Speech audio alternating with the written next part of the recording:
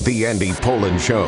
We got to go after this with everything we got, figuring they're going to come with everything they got. I'll start off by saying I'm bored, I'm broke, and I'm back. The Andy Pollin Show on ESPN 630 starts right now. All right, we are starting to ramp it up for the Super Bowl. Yeah, Wednesday is usually the day that people start to come into town, and Radio Row, which I was a part of for many, many years, starts to get more and more of the big names in, pushing products, and, it all gets to a crazy Michigas level. And with Vegas this year, it's going to be interesting.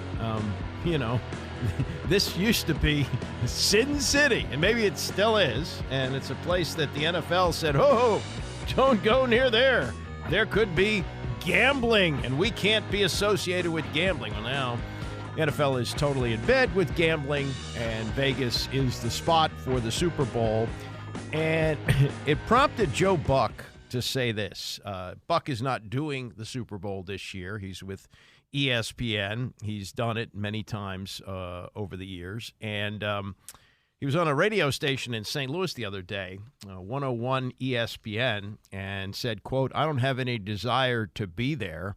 It's a lot of logistics, a lot of congestion." Well, it is at every Super Bowl. And he said, but he said, there's going to be some story. There's going to be something that happens because it's Vegas, and it won't stay in Vegas. It's going to be big, something that happens. I don't know what it is. I have no idea. I just think it's going to be a mess in my mind. Now, you have these things at the Super Bowl every year. It really doesn't matter where it happens. In fact, in the next hour, I'm going to play something from Amy Trask, who was a Raiders executive and talked about the Barrett Robbins incident when the Super Bowl was in San Diego in 2002.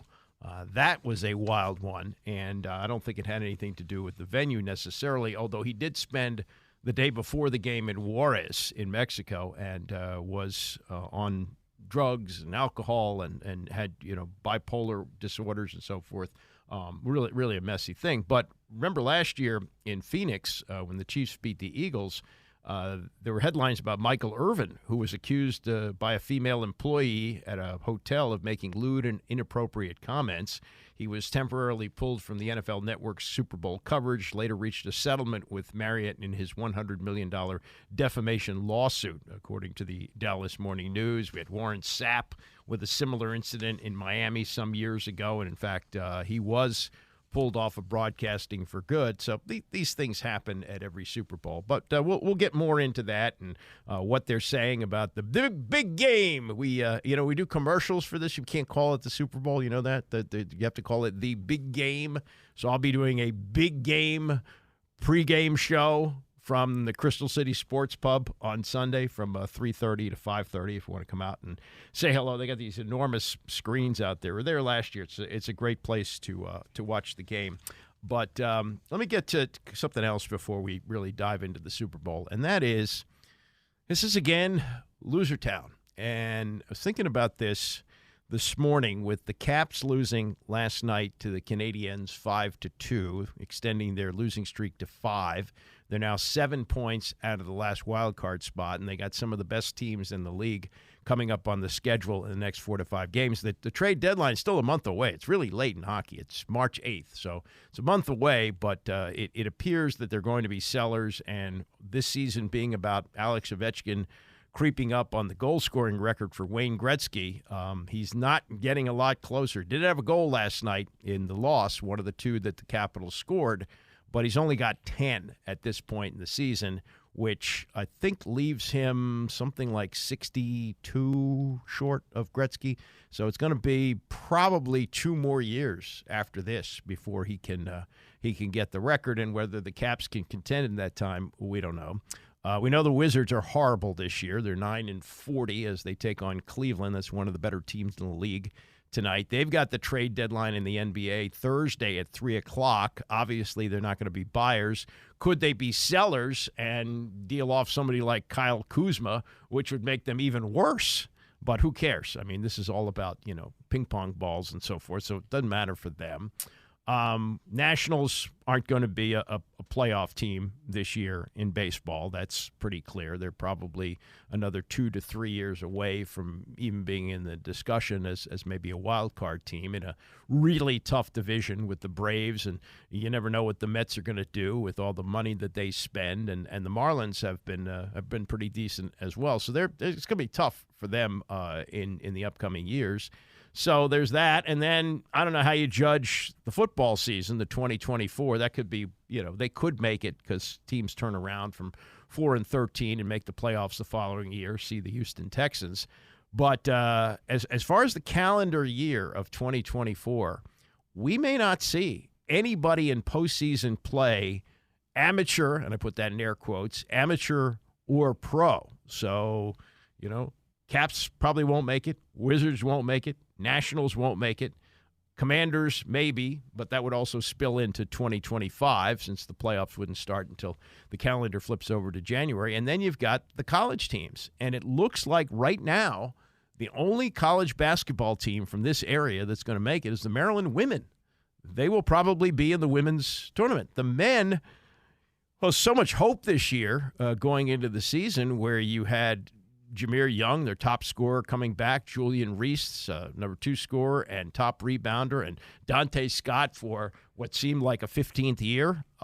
You had those 3 to build around and bringing in some big-time recruits like Deshaun Hyde-Smith. And then they've got Kaiser, who's a highly recruited 3-point shooter.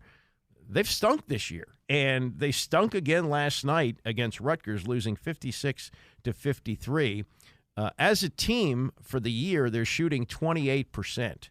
Last night they shot 11% from 3. They were 2 for 18 from 3 in this game, 31% from the field. They're shooting 40% on the season. They're one of the worst shooting teams in the country. Yeah, you could say they got a top 10 defense, okay, but you got to score some points, and they just can't score. It's just pathetic. Now, Rutgers plays good defense, understand that, but Rutgers is not a good team, and they came into College Park last night. They were up 9 late in the game. Maryland made a run at it. They cut it down to 1 and wound up losing by 3. But at 5-7 in the conference and 13-10 overall, they're not going to be a tournament team. Georgetown, they've won only one Big East game over the last 2 years, so they're not going to be in it. And outside of winning conference tournaments, that look like George Washington, George Mason, or AU are going to be in. So it's probably going to be the Maryland women who beat Rutgers last night. And I've done these lists before. We've had some really bad calendar years for local sports. The worst one I could ever find was 1989, and that was the year after the Redskins had made it to the Super Bowl and won the Super Bowl with Doug Williams, and they went 7-9 that year. There was also the George Washington basketball team, which won 1 game the whole year. 89 was also the last of the Bob Wade years where they were terrible. And they did not make, I think they won 9 games the whole year. I mean, we've had some years like that, but there's always been like 1 or 2 teams, and Georgetown had Morning and Matumbo, and they were a tournament team. So I think they were number 1 seed, as a matter of fact. Didn't win the tournament, but got in. So it's possible that in the calendar year of 2024, the only postseason that will be played by local teams is the Maryland women. The Maryland women. I'm not counting DC United. I don't know what they can do, and the DC Spirit, and maybe the Mystics will make a run at it. But in terms of the major sports, football, basketball, baseball, hockey, none of those, and the major college basketball programs, not happening. And then even Maryland. Well, I guess the Maryland football team could make it to a bowl game, but the bowl games aren't played until January. And this past season for the Maryland football, they played their bowl game on December the 30th, so it doesn't count in the 2024 calendar year. So this could be a bottoming out for local sports. This could be the worst year we have had, maybe ever, but certainly in a long, long time. But there is hope for the Nats. They're getting better. There is hope for the Commanders, big hope, because Dan Snyder's gone, and they got a coach, and they got a general manager, and they got draft picks. So we'll see what happens there. Maryland basketball, here's the problem they've got, really, and I don't know how this gets remedied, but college sports right now are a mess, and college basketball in particular. And they have one of the worst scoring benches in the country. They're getting basically nothing out of their bench, and you know that is not a formula for success in college basketball, especially when you have two other players besides Jameer Young averaging 20 who are just getting over the double figures. You just don't have really enough depth there. And some of it may be related to NIL, that there isn't that kind of money in the budget to bring in the better players, and the better players are going someplace else for more money and more playing time. And it's very difficult to build a deep roster. And everybody's feeling it. Rick Pitino, back in the big time at St. John's, predictably turning things around from a team that was terrible. They're pretty decent this year, 13-9, 5-6 in the conference. He'll be a tournament team next year. But he's saying that what's happening with NIL and the transfer portal, it's chaos. And he put out a couple of tweets yesterday. One is a salary cap. He says, have the Power 5 and Big East conference commissioners get together and create a salary cap between $1.5 and $2 million.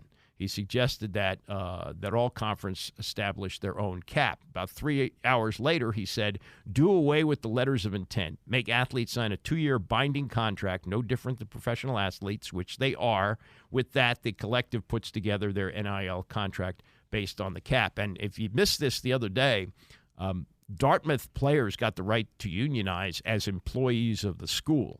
Now, that may open the door for what really has to happen in the next few years, is that the school has to employ these players, because the NIL, it's just not going to last. Everybody's spending because get out in front of it, get a good team. But the money isn't going to continue to flow like that, especially with the teams that are not necessarily in the discussion for the national championship every year.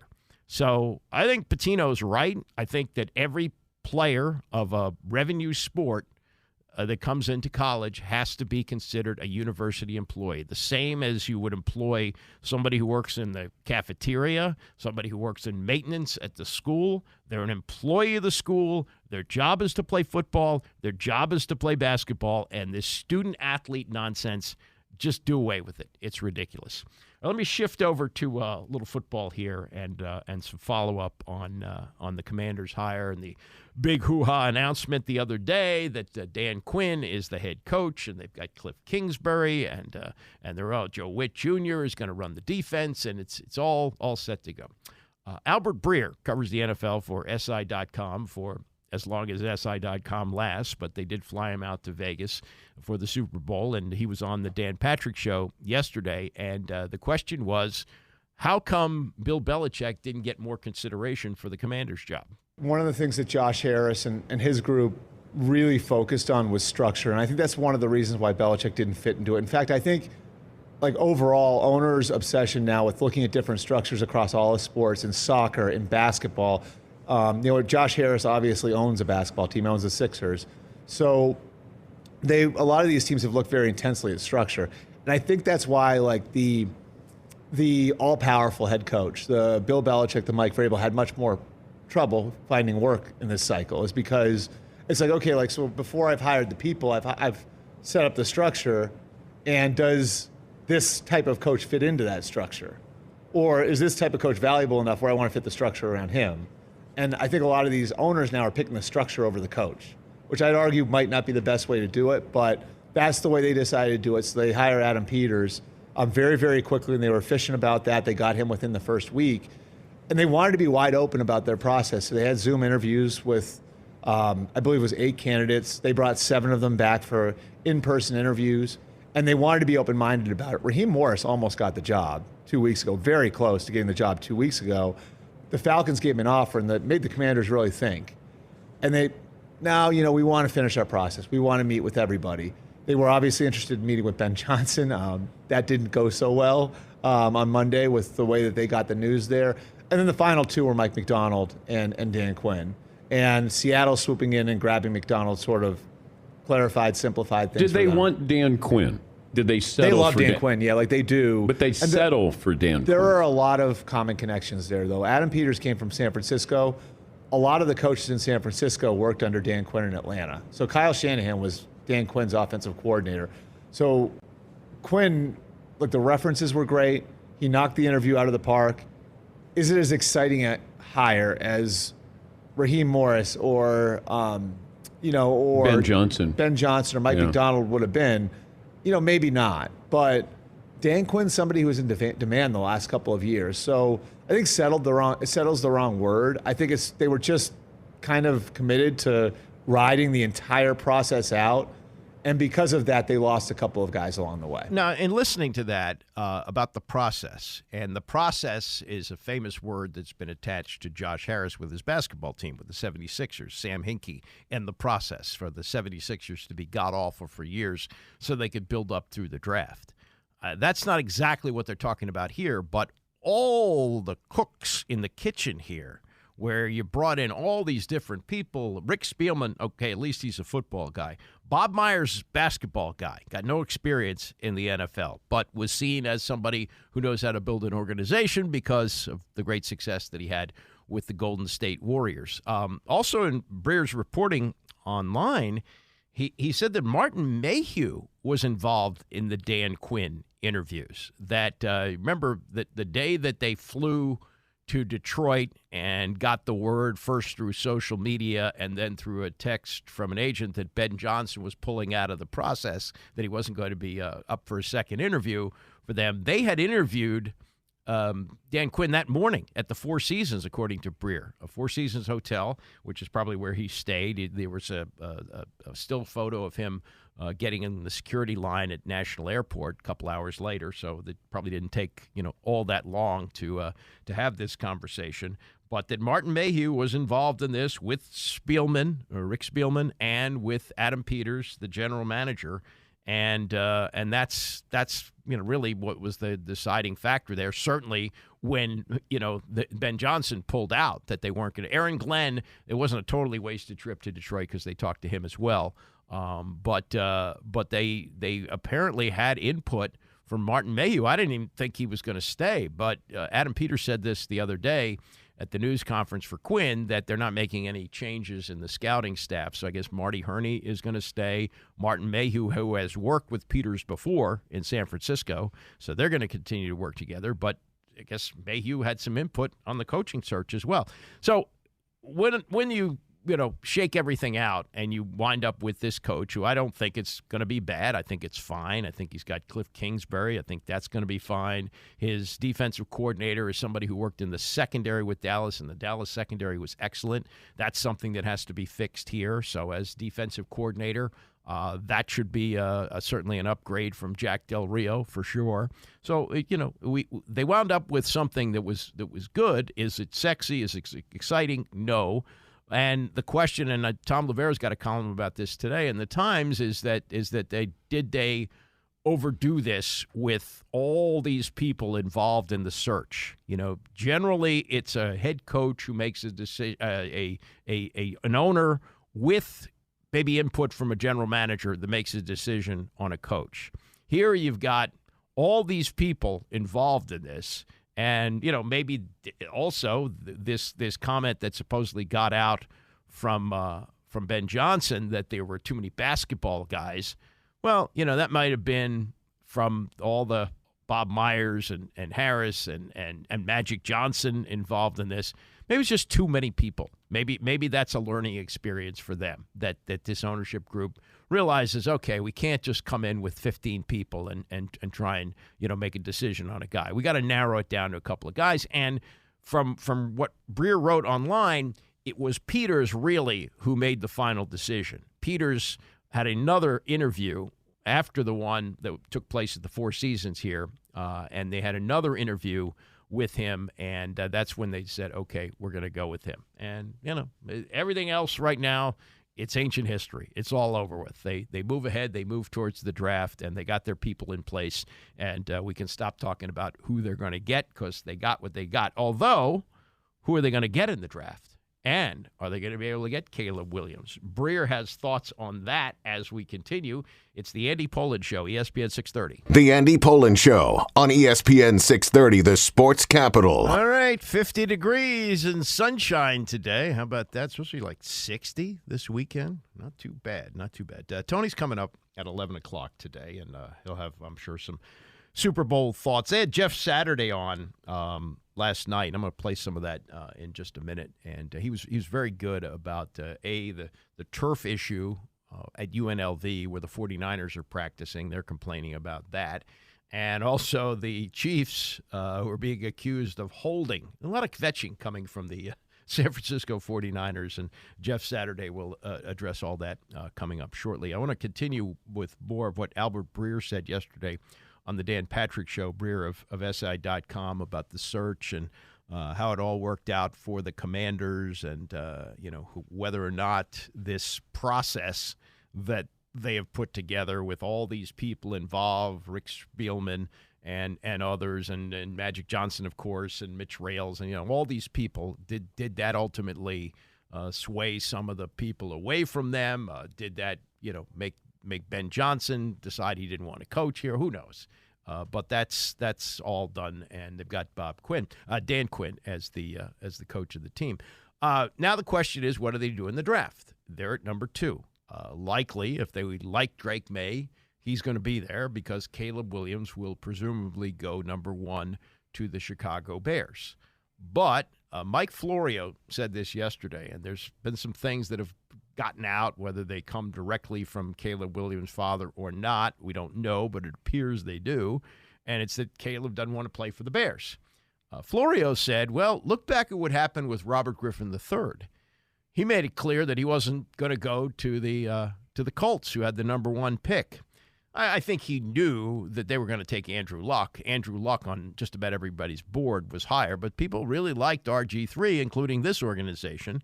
And who knows, different ownership, that things would have worked out differently. But they got one great year out of him, and then it imploded like a lot of things with the organization under Dan Snyder. But what Florio said is, if Caleb Williams doesn't want to go to Chicago, he can make it pretty clear that he doesn't want it. He can, refuse to come in for the one-on-one interviews, which, players don't have to do. They're invited in by the teams to do that. He can just kind of, turn up his nose at the Bears, and you might, as he said, you might start to hear them say that they're now interested in Drake May, that's or Jaden Daniels from LSU. Both those guys, could conceivably go number 1, though Williams does seem to be the consensus number 1.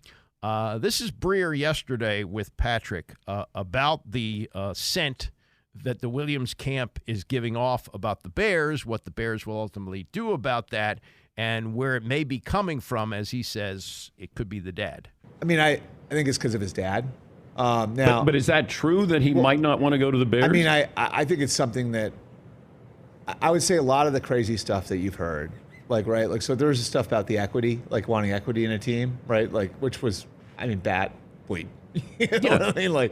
But I think a lot of that stuff was coming from his dad. He can't get equity. No. And what all these teams are sort of looking because when the scouts go into USC, what they're hearing from the teammates, what they're hearing from the coaches, Kliff Kingsbury was one of them. They all love him. They love him as a kid, but there's all this noise around him. And so the challenge for the Bears, for the Commanders, for everybody else is cutting through that and seeing, all right, when he gets here, what's it going to be? Is there still going to be this noise, or is the kid that the USC players, that the USC coaches, that the Oklahoma coaches, that the Oklahoma players were around, is that what we're getting? It's going to be interesting because I do think, the Washington storyline is not going to die. They hired Kliff Kingsbury. He grew up in Washington. He went to high school in the District of Columbia. So the idea that Washington could move up to go and get him, that's a storyline that's not going to go away. And if Washington assesses him as being that much better than Drake May or Jaden Daniels, well then, do they move heaven and earth to try and do it? And how do the Bears react to that? Why didn't the Bears hire Kliff Kingsbury as their offensive coordinator? I think the Bears got the best offensive coordinator in the cycle. It's a fair question. It would have been a pretty funny tell to Justin Fields what you were doing. But I think I give the Bears a lot of credit for what they did because I think Shane Waldron would have had 3, 4, 5 offers. I think he was the most attractive offensive coordinator candidate on the market.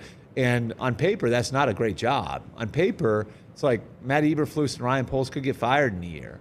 But they got ahead of the market. And so while these other teams are considering, quote unquote, considering Shane Waldron, and maybe would have offered him 3, 4, 5 days later, the Bears came with an offer and got him. So the Bears are still assessing things, but I think the likelihood is they take Caleb number 1 and trade Justin. Yeah, that seems to make the most sense because of the contracts, too, that you're going to have to make a decision on a 5th-year option for Justin Field. You're going to have to pay him, not next year, but the year after that, or you only have him for 1 year if you make a trade for him, and I don't think that any team is going to be willing to give up that much for a guy who still is a question mark in the NFL. Could be great, still has that opportunity. Guys don't all the time come out of the box and are just tremendous. It may take a few. He did for guys like John Elway. Used to work that way. That you take a long time, take some growing pains. Joe Montana was not great out of the box for the 49ers. Got better.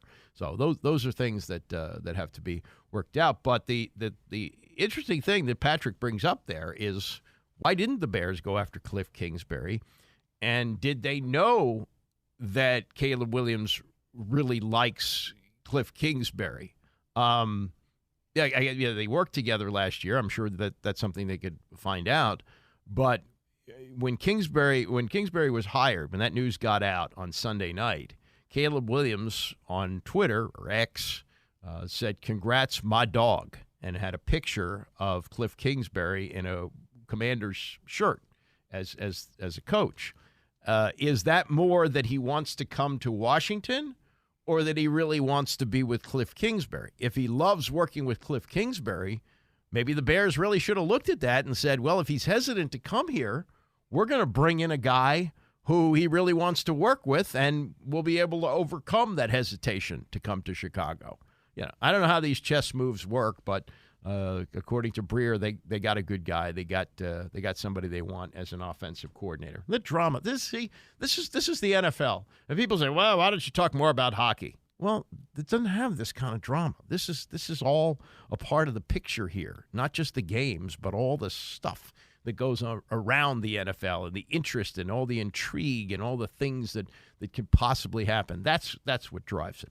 All right, some football stuff. Yesterday, Jeff Saturday, who had a brief run as coach of the Indianapolis Colts and then went right back to TV where he is best suited, I think, and they really like him on PTI. Tony and Mike like talking to him. So some Super Bowl yak from him yesterday, including the 49ers practice field at UNLV, which they say is soft. Kyle Shanahan says, we're not going to complain about it. We're just going to go through it. But there is talk that they may move practice either today or tomorrow to another site where there's not so much concern about that turf. He talked about that and also some other kvetching that the 49ers are doing. Here's Saturday yesterday with Tony and Mike, first on the practice field for the 49ers. It's a massive issue. Listen, I'll tell you, a soft field, that is a dangerous field. Anytime when you go to step and you feel your foot giving, you got to think all the cuts these guys are making.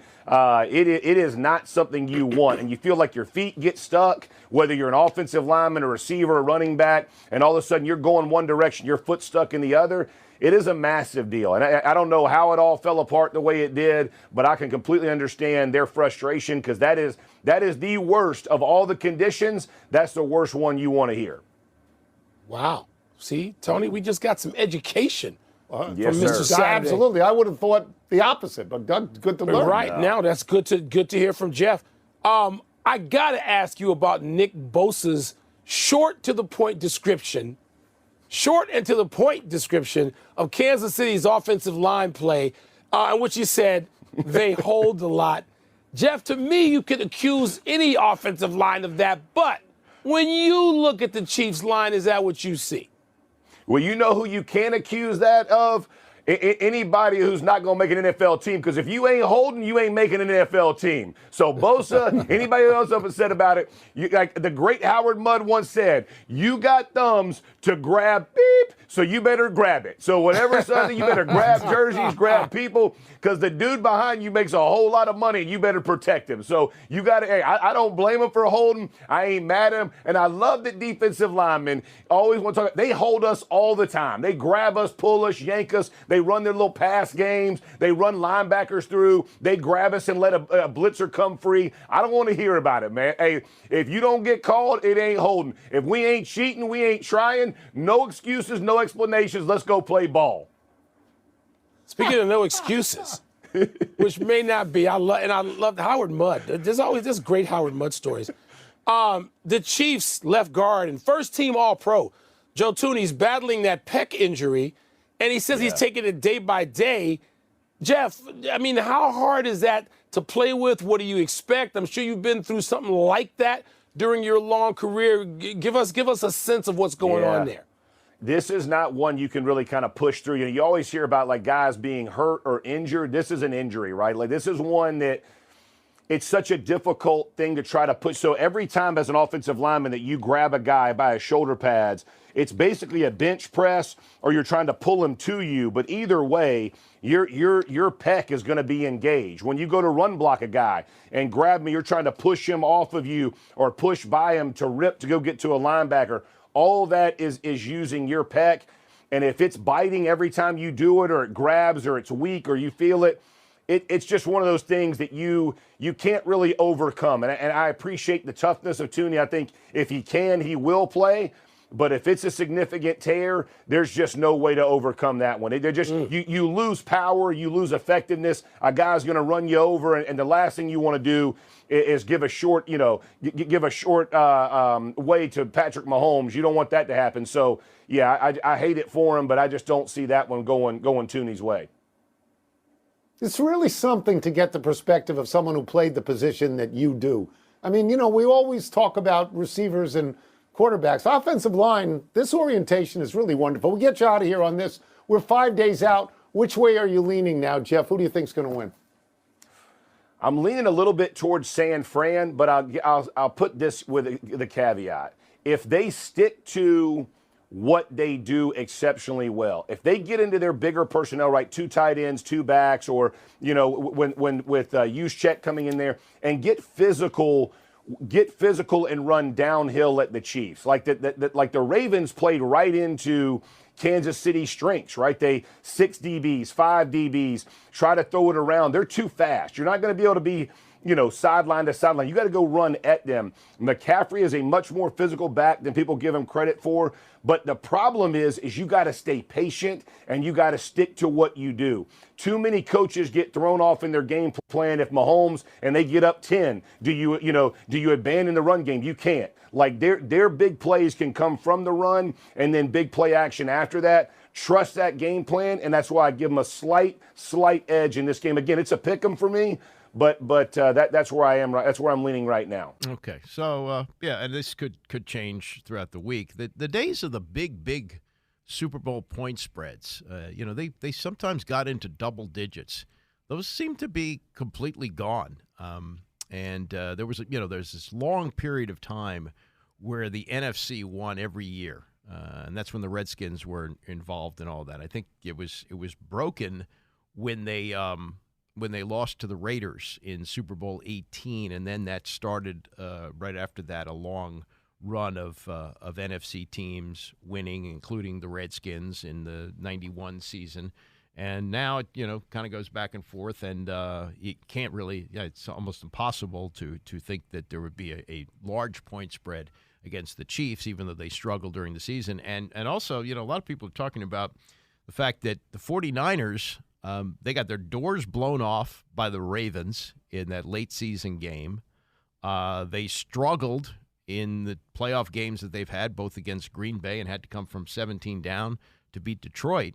Why are they favored? Why is that? And maybe it's because the not for long thing in the NFL that Jerry Glanville once said, it's not for long, that the sustained success of the Chiefs may be tough to continue. And look, it's been 20 years since a team won back-to-back. That was the Patriots. And for the Chiefs to go back-to-back, going to be tough to do. But, again, it's just so hard to bet against Patrick Mahomes. It really is. And he finds a way, to make plays that we've really never seen before. As great as Brady was, there weren't things that he necessarily did that you went, whoa, I've never seen a play like that before. He was, and if you listen to the analysts who talk about what he did so well, is he always knew where to take the check down. He'd see if the big play was there, but he was willing to go short. He had a lot of patience. He knew he'd ultimately get an opportunity. Not that he didn't throw long balls during his career, but if the 5-yard check down was there, he'd take it. Boom, boom, boom. That's why he had so much success with tight ends like Gronk. He was willing to do that. He understood how everything moved on the football field. You know, a lot of this game is mental, and Mahomes has that too. He's got that down, but he also can do things physically that I don't think we've ever seen a quarterback do. We've had Michael Vick, who's had great speed. We've had quarterbacks with great arms. We've got elusive quarterbacks. But the combination of everything with Mahomes is really remarkable. All right, coming up, Chris Sims with a couple of good stories. One of them about Lawrence Taylor and his dad. You're going to want to hear that. We'll get to that and a whole lot more as we continue. It's the Andy Pollin Show, ESPN 630. Oh, I got a Lawrence Taylor story coming up from Chris Sims that you're going to want to hear. A lot of fun. I covered those Giant teams where Phil Sims, Chris Sims' dad, was the quarterback there. I was at that Super Bowl where he was, I believe, 22 of 23, the MVP as they knocked off the Denver Broncos. And then when I got to New York a couple years later, I covered his team with Lawrence Taylor and Bill Parcells and all the characters that went along with it. They won another one together. The team that won after the 1990 season was not as good as the team that won after the 86 season. 86 Giants, better team. But some of the characters remain. Free agency had not yet kicked into the NFL, so guys didn't leave. And Lawrence Taylor was just a remarkable character, just incredible. I'll have some stories on him coming up. But I've been holding this for a few days. Brian DiNardo of CBS wrote a column pushing for Mike Shanahan to get into the Hall of Fame. Now, if Kyle Shanahan wins on Sunday, he's going to get some consideration already. He's very young, maybe early 40s, maybe not even mid 40s yet. And if he wins, you're going to have to talk about him because he's made it to one. He's had a consistent winner with the San Francisco 49ers. Could have been in a Super Bowl last year if Brock Purdy didn't hurt his elbow in that Philadelphia game. And if he wins, you got to start talking about him. Meantime, his dad's got two. His dad's got back-to-back. And when he came here in January of 2010 after they'd fired Jim Zorn.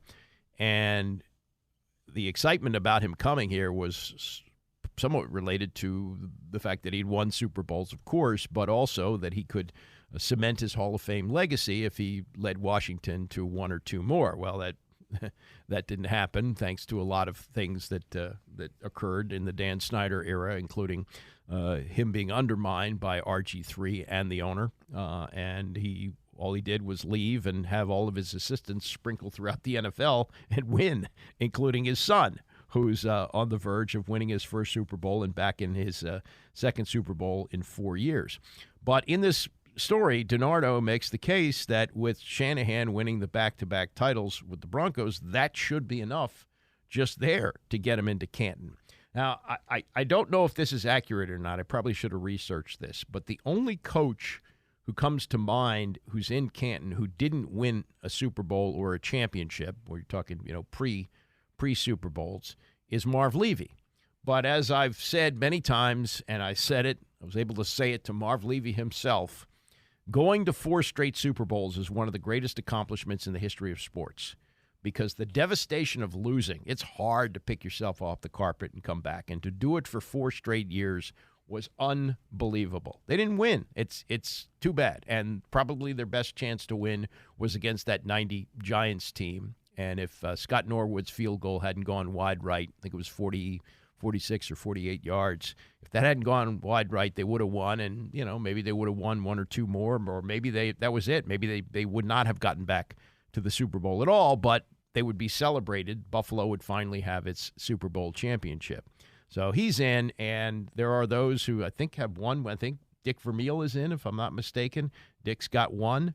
Shanahan's got two, and Shanahan should be considered. Now, coming here, as we used to call it, the reverse car wash. You come in clean, you go out dirty, which, with Shanahan leaving with a 3-13 record in his last year, didn't help him in any way.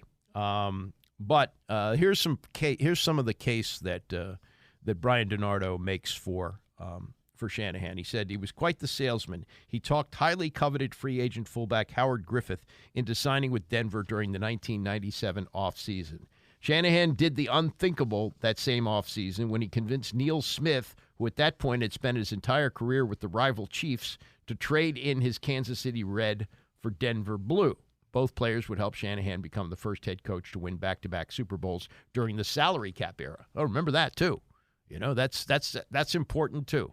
As great as Joe Gibbs was here, winning those 3 Super Bowls and going to 4 over a 9-year period, he wasn't losing anybody. He wasn't losing those offensive linemen. The line stayed together. So that's important. The salary cap era, first to win back-to-back. His unit averaged just under 30 points a game in 1997, but they put 31 on the board against the heavily favored defending champion Packers in Super Bowl 32. I think there were 9-point underdogs in that game, if I'm not mistaken. That was a big surprise, Denver winning there. Overall, Shanahan had a 138-86 regular season record and an 8-6 postseason record as the Broncos head coach.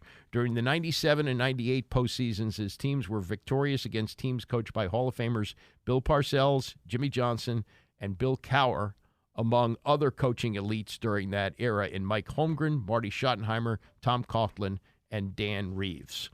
And it says 2 of Shanahan's 3 Super Bowl rings came during his time in Denver. His first ring, though, was won as the 49ers offensive coordinator in 1994. That year, the 49ers averaged a league-best 31.6 points per game en route to winning the franchise's 5th and most recent Lombardi trophy. And if you listen to Steve Young, he will tell you that Mike Shanahan had an enormous impact on his career. He loved Mike Shanahan, and when Shanahan was hired here, he was singing his praises. This guy, he's going to turn things around, and might have had a chance to do that, but because of Dan Snyder, did not. One great year with RG3 among the 4, and then he was out. More from the story about Shanahan and the coaching tree, which includes his son Kyle, current Rams and Super Bowl 56 champion Sean McVay, current Dolphins coach Mike McDaniel. They were all on the staff here, a staff that had a 3-13 record. His coaching tree also includes Gary Kubiak, who led the Broncos to the franchise's 3rd Super Bowl win at the end of the 2015 season. That was with Peyton Manning as the quarterback. And as great as Shanahan's career was, it wasn't perfect. He went 8-12 during his brief time with the Raiders and won less than 38% of his games in Washington.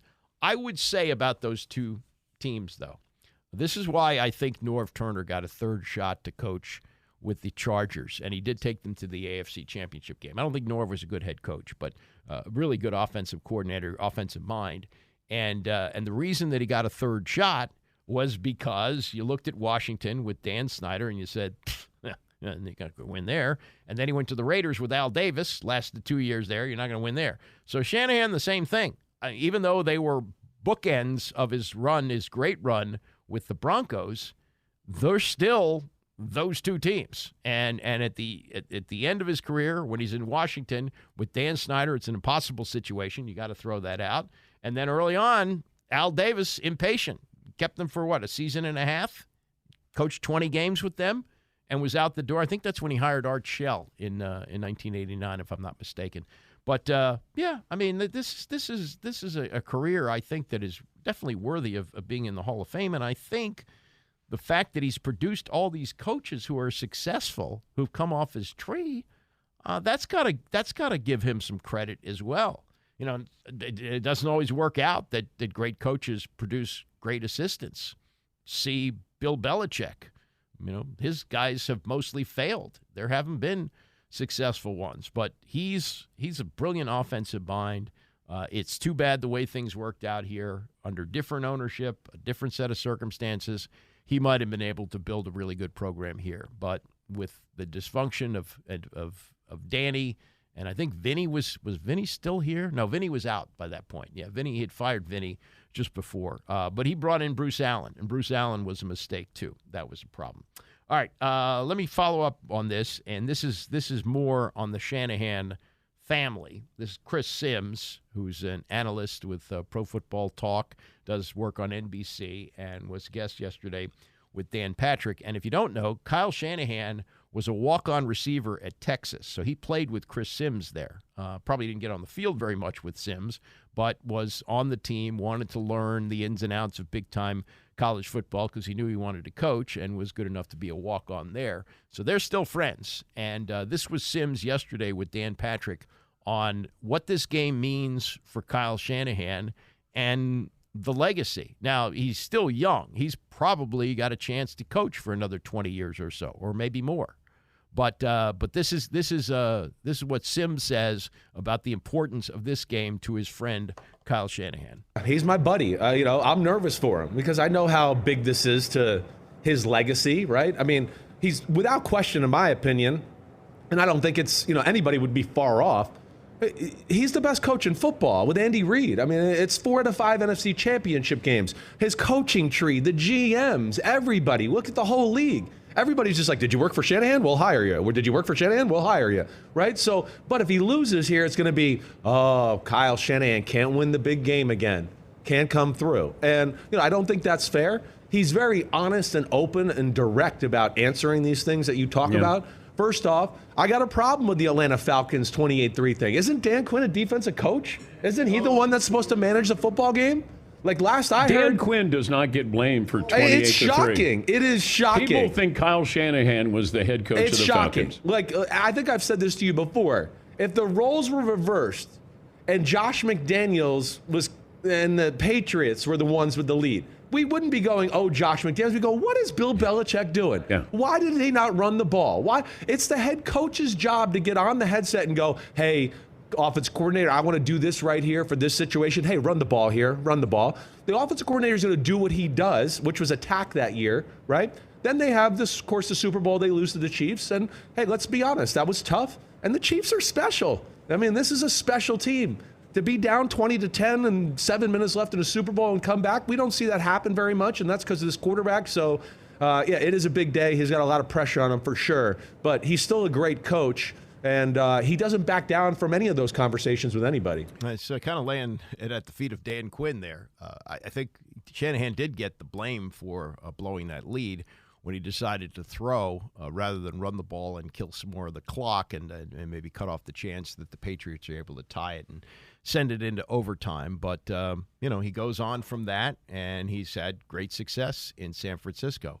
If he loses this, you heard it mention Andy Reid, he becomes kind of Andy Reid Philadelphia, right? I mean, Andy Reid made it to one Super Bowl there and lost to the Patriots, a great team that was, winning back-to-back. I think they were in the midst of like a 23-game winning streak when that happened. But Andy Reid in Philadelphia was famous for not winning the big one. Year after year, he would get to the NFC Championship game, and they would lose. They would lose at home. The year that Tampa Bay went on to win the Super Bowl, we'll have some more thoughts on that game coming up in just a few minutes. They lost at home to Tampa. That was supposed to be one of their best teams. That was a team that Donovan McNabb was supposed to get to the Super Bowl. Brian Mitchell was on that team, as a matter of fact. And they wound up losing to Tampa. Tampa had a great defense that year. But that was what Andy Reid was known for, losing the big game. Kyle Shanahan loses this. Losing 2 over a 4-year period, it's not fair because a lot of guys don't get to 2 in their careers, even if they have long careers. But he will have gotten to 2 and will have lost 2. And he is a slight favorite to win. More from Chris Sims, but it's about Phil Sims, his dad, who I knew a little bit when I covered the Giants, and Lawrence Taylor. Now, remember Lawrence Taylor, seeing him in the same clothes the next day that he left in the day before. He was known for staying out all night and having a great time. But he was in the minds of many, including his coach Bill Belichick, the greatest defensive player that ever played. And he had a reckless life off the field, but that may have actually helped him to have a reckless way of playing football, because he was a game wrecker. He was a game changer. He's what you hope Chase Young would be, and clearly is not. That's what he was. You had to game plan for Lawrence Taylor. He was that good.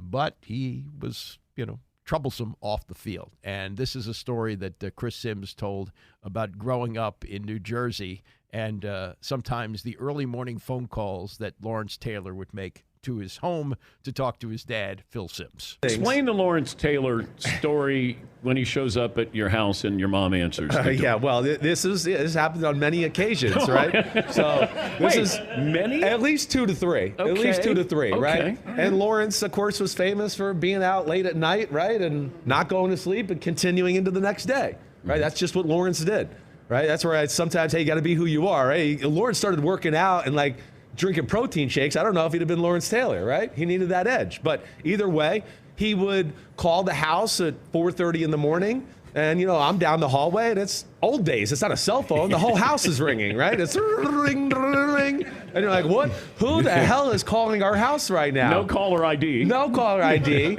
And, my dad just, Diana, answer it. And my mom answered it. And, yes, hi. Oh, hi, LT. Oh, hi. And, he'd always have these crazy comments he'd say to my dad, what's up with you white people? Why are you always sleeping, right? And he'd say all that stuff, which we love. It is great. It is great. But yeah, he'd tell Dad, hey, I'm going to be there in a few minutes. I need your golf clubs, a pair of golf slacks, a golf shirt. Dad would be like, I don't have any golf pants that are going to fit over your big butt and legs. He'd say that. But yeah, then I'd, on 2 occasions, I hear Dad get up, go outside, and there's Lawrence in the front in the driveway, and he's grabbing the clubs and feeling them and swinging them around, and he's got a shirt off, and he's going to put another shirt on, and he's going to get changed right in the driveway, and then he's going to tell my dad to make him a tea time somewhere local. And that's we had the pleasure of dealing with that a few times. But it feels like old school coaches, like Bill Parcells, had to look the other way. Yeah. Right? He was... Bill Belichick was the right. defensive coordinator. Right. They didn't hold him. I mean, he was so great, they didn't hold him accountable. It's Bill Belichick who holds everybody accountable now for, and he's famous so we're going to blame Belichick, not the head coach, no, Bill the head Parcells. Coach is both. But this is what's funny about it is, Lawrence, at one time, as I've understood, had a sleeping bag on the floor in the defensive meeting room right at Bill Belichick's feet. Lawrence was probably out all night, so they want him to rest a little bit. So he'd lay on the ground and every now and then go, hey, hey, Lawrence, you got that, what we said? And he'd kind of roll over and go, yeah, I got it. And he would be laying on the ground, and it was a different era, definitely. Not the same today, certainly. Maybe a little less politically correct, crazy, in your face, letting things go on. A lot of fun those days. In fact, Belichick would say that there would be Lawrence Taylor sleeping in the meeting, and he'd be going over something, and he'd wake LT up to ask him a question, and LT knew everything, knew the whole defense, knew what he was supposed to do on that play. Now, a lot of it was, going after the quarterback, and they had some really good complementary players around him. Carl Banks was an outstanding linebacker. George Martin was a really good defensive tackle. So they had talent, and they kind of let LT roam free. But he also, there were some schemes that he had to know and be involved in, and they said he always knew. He always knew what was going on. I heard a similar story from Tom Landry about Dwayne Thomas. Dwayne Thomas, I think, wasted one of the great careers in NFL history. He was an odd duck. He played here for a couple of years with the Redskins under George Allen, but he just had an attitude that he thought that he was being abused money-wise and so forth, and really, I think, threw away what could have been a Hall of Fame career because he was a tremendous running back. In the Super Bowl victory that the Cowboys had over the Dolphins, he had close to 100 yards and scored a couple of touchdowns. He was great player. But Landry would say the same thing. Dwayne Thomas would be asleep in the meeting, pulled a stocking cap over his head, and then Dan Reeves, whoever was running the meeting, would ask a question, and Dwayne knew exactly what he was supposed to do. So, but LT didn't waste a Hall of Fame career. He was reckless. He got himself in a lot of trouble. He got suspended for cocaine, all those things. But as reckless as he was, he posted on Sunday and was a great, great football player. And I never heard the story about calling Phil Simms' house, hey, can I borrow some golf clubs? I want to play. And he was known for that, too. He when he wasn't playing football, he was playing golf. He said that he was able to get over his cocaine addiction on the golf course, which was nonsense. That wasn't true. And he did still struggle. I don't know whether he struggles to this day with addiction, but did for many, many years after he finished playing.